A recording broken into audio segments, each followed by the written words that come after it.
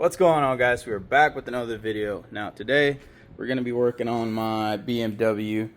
I did have some footage when I started taking it apart, but I don't know what happened to it. I think it might be in a different camera or something. But I'm going to give you a little backstory. So this is a 2012 328i, with the convertible top. Nothing too fancy, but so it wasn't like a front end. I think it was this side. I don't remember exactly. I think it was that side, that passenger side, that got kind of hit something. I don't know. Yeah. So it's basically been kind of rebuilt. Not to obviously not to spec, but I'm gonna be working on the seat belts and the airbag module. So main reason why, it's because it still had seat belt and airbag light stay on the dash. I forget the code numbers and all that, but I'll throw them up on the screen if I find the info. Like I said, I lost my videos, but basically what you're looking to do here is find your airbag module. So airbag module in this car was under the center console piece here in this front section. Right on that bracket underneath it. But before you can pull that out, you have to get the seats out so that you can pull the rear center console out of it, and that would be mounted like right here. Then after you pull the rear center console, you can lift the forward piece out of the mount holes and all that. You're supposed to take it all the way out, but I was able to get the module out of there without removing the whole thing, so I just left it at that. And then we're gonna clean it up and all that. That's gonna happen. I do need to put the seats back together. So another thing you got to do is the seat belts. The seat belts on this thing are mounted onto the seat, which should have like this cover in the back. It's like a fiberglass or something like that. I don't know what it is. Cardboard, whatever this is, plastic cover. Basically, what you're gonna see is something like this. It's gonna be installed, right? There's like mount screws down at the bottom. Remove that. Boom, you got your seat belt. Then you pop this little trim piece. There's gonna be two trim pieces under the belt itself. And you bring it up, this isn't gonna come apart. You pop the two plastic pieces out right here. They got clips at the top and clips at the bottom right here. All you gotta do is snap them out. And then underneath it, you're gonna see a T30 on each side, one here, one in the back, and this what is this, like a elbow thingy, will slide out with the belt. This isn't gonna come out of the belt. And you're gonna have your mount bolt down here for the other end of the belt. But that's the quick dirty of it. Like I said, I'm gonna put this back together. For this one, I think I just need to finish the mount bolt on here, put this cover back on, and this will be good. I'm gonna try to clean the seats real good as well. And then for that, I still have to put the whole thing together. I'm gonna try and see if I can record the whole process on the other one, because I already kind of started on this one, so we're not gonna worry about that. But yeah, I'm gonna start putting these two together and I'll get back to you guys. Alright, listen, it's really hard to record and work, and especially in tight spots like this one. But here's that mount bolt. There's like a little alignment tab up behind this side on the top side. Then I'm gonna run that down, make sure it's torqued. There's another connection here. I think that'll be at the bottom of the seat belt right there. The other one is up here, which will go into your plug right there. After that, we're gonna route the belt all around. Make sure it's nice and flat. Dude, all these nasty flies. We're gonna route the seatbelt back over onto the other side, and then I'll show you guys This is that little piece I was talking about on the other one. So this is just gonna slide out and back in like so. Right, I'm just gonna have two mount holes. This one and the one on the other side. That's where you take the screws out. Once you take the screws out, boom, it comes off. This is not gonna come out of the what is this, mount bracket, I guess? I don't know, whatever you're gonna call this. It's all gonna stay like what you're seeing here. There's no way for it to come out. So that's how you're gonna ship it out. I'm gonna finish, like I said, running all this stuff down, hooking up plugs. After that, I'll throw this over, make sure it's routed properly, hook this up. Then should be pretty easy. Actually, just put that rear cover back on, I think. Yeah, it's that one. Here's the two. Let me see if we can take a closer look at this one. So you do have some clips you have to worry about lining up. You know, clips on the top side. These are pretty easy. There's one on the other side right there. And the two holes at the bottom.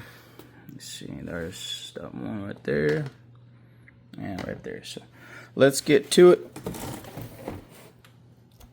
Got that seat belt down here mounted up. Now this piece right here, you don't have to remove all the way out. I did it just because I was already there. I didn't really know how to remove this. There's like a screw down here, a couple of clips around it, but you don't have to. You mainly remove this, just this inner section, right? Pop all the clips right here. Then basically slide in your belt and you're done. You know, there's no need to mess with the outside part of it because, you know, there's more clips that you can break over there, so why would you do that? Now I need to cut the zip ties so that I get some slack removed out of it, maybe. But let me see if I can just put this up here for now. Alright, I had to put this thing on its side, so basically I still need to mount that up there. I'll show you in a minute, but I like to kind of buckle up and see what's happening here, right? So this is all looking straight. This is not going to be all twisted up and all that. I don't like that. This is going to be the other mount bolt on the other end.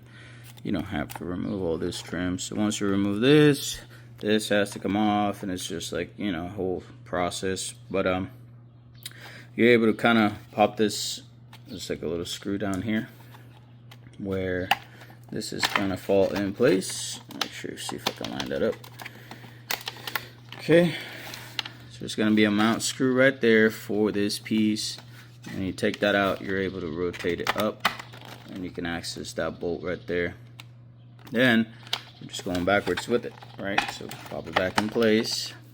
Then I'm going to find that screw and throw the rear cover on and finish the two screws up there, and we'll be good.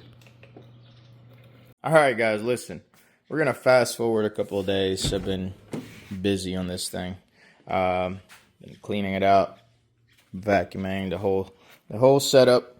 I wanted to show you real quick some of the codes that I was having are not showing up anymore. So for this job, I do recommend you get one of these little scanners, or you know, one of those things that you can connect via Bluetooth. But basically what I was having was the same light was coming on, right? So it was like the airbag system was acting up. You're still getting that restraint code, but it was a different code.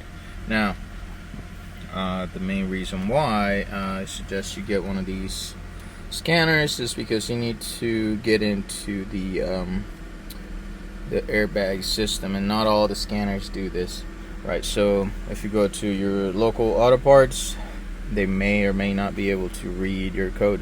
So, you know, once you input all the info of the vehicle, let me see if I can go back. Yep, so there you go.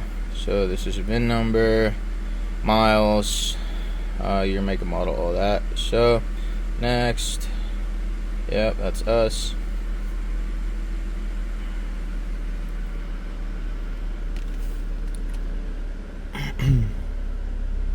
Let's see, this thing always takes a little while, but we'll get there. Maybe. Alright, so there's a lot of things you can do here. We're basically looking to go into our system selection here, body, and once you get into the body section, we want to look in either the safety and was that gateway module or whatever, or the SRS inflatable restraint system. Since I was having issues with the SRS, I'm going to go look into that. Yep, that's us. Continue. Read fault code. All the other codes that I was having. So I had a code for the driver and the passenger seat belts. I had a code for the buckle here. This thing was, I guess, overextended. Basically, all of that is gone since we got the seat belts rebuilt and the module reflashed. I did replace this buckle for a used one, but that cleared that code. Now the only code we're getting is the battery safety terminal. So now, for what I understand how that system works, I think there's a connection at the battery, which we're gonna go take a look at, and that battery connection basically sends it's got a little fuse, so it sends that little fuse a signal that a vehicle has been in an accident. And once that the fuse blows, you're cutting off all your power basically to your fuel system, and in case of an accident, that will prevent any more damage or injuries, allegedly. I don't know how that works. That wasn't the trunk. What are we doing? Where even is the trunk button on this thing? I forgot. Oh, there it is. Duh. Okay, so let's go take a look at the trunk. Make sure I close the hood before we do all that. Up here. Alright. Let's take a look at this trunk and see. Maybe we can find that little wire.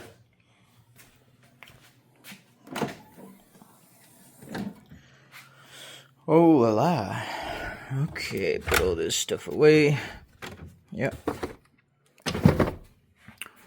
There's some random paperwork. I don't know what that is. Okay, so if I remember correctly, it's all gonna be under here. But we need to get access to the battery, and the battery is under this tray. But in order to get the tray out, we need to get all this stuff out. So let me go ahead and work on that. Let me see if I can get that out pretty easy, hopefully. Okay, wasn't so bad. What's going on here?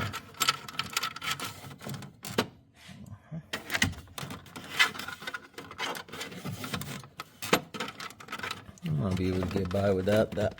Yep.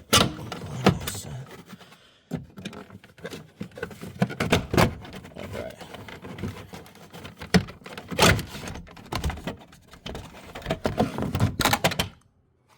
Okay. Man, this is kind of not easy.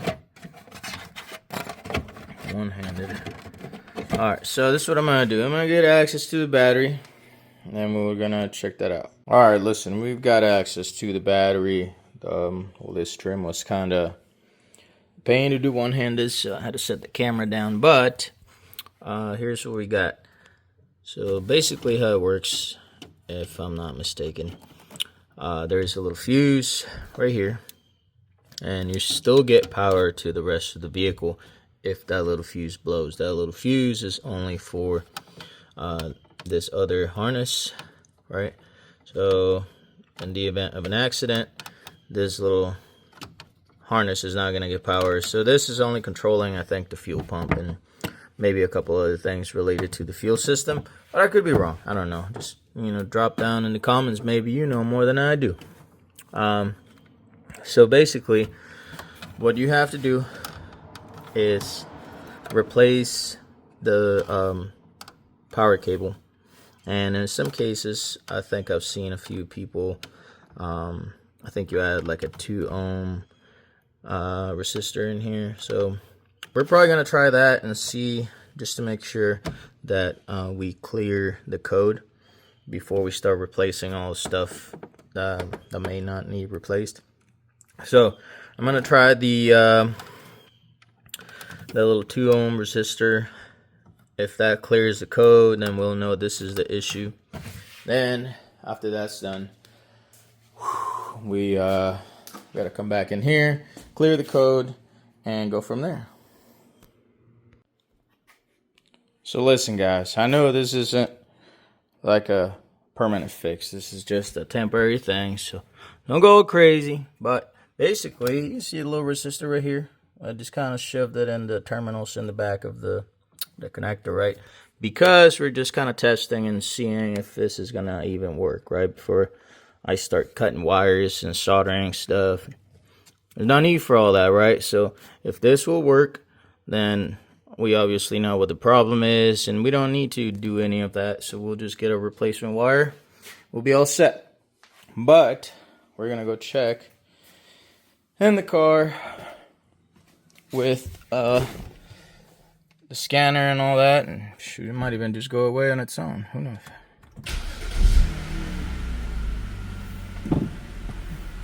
No way that just worked. What? Let's go back to the scanner. Alright, so we want to go into selection, body.